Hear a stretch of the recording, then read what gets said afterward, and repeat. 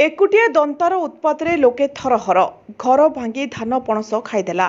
पाटना केन्दुझर जिलार पाटना वनांचल गोटिकिया दंता हाथी उत्पात मचाई चली। सूचना मिली कि साहारपड़ा सेक्शन बीट अंतर्गत कंपुड़ी पंचायतर चुटियापसी और करंजियापड़ा ग्राम काली राति एक दंता हाथी खूब उत्पात आरंभ कर गोठरू अलगा होई ए एकुटिया हाथी एणेतेणे बुलुछि। रातिरे आसी गुरुमुंडा घर कांथ भांगी धान खाई देथिला। एहा परे करंजिया पड़ा ग्राम पसी लक्ष्मीधर पैदा घर कांथ भांगी पणस खाई देथिला। सेतेबेले ग्रामवासी होहल्ला करिबारु हाथीटी चली जाइथिला।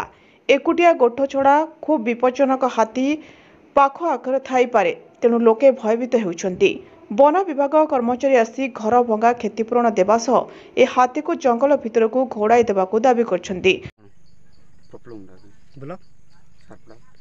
पंचायत कौन राति आसी धान खाला राति कौन कहबे कौन कह सब भयर सब इे लोक भिड़ा रहा बेले खेदी खेदी आनले इे सीधा पड़े आसला आसिक धान भांगला खाइला।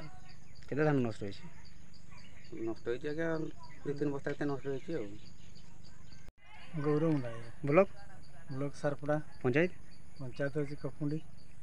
जो हाथी आसला कौन कहबे?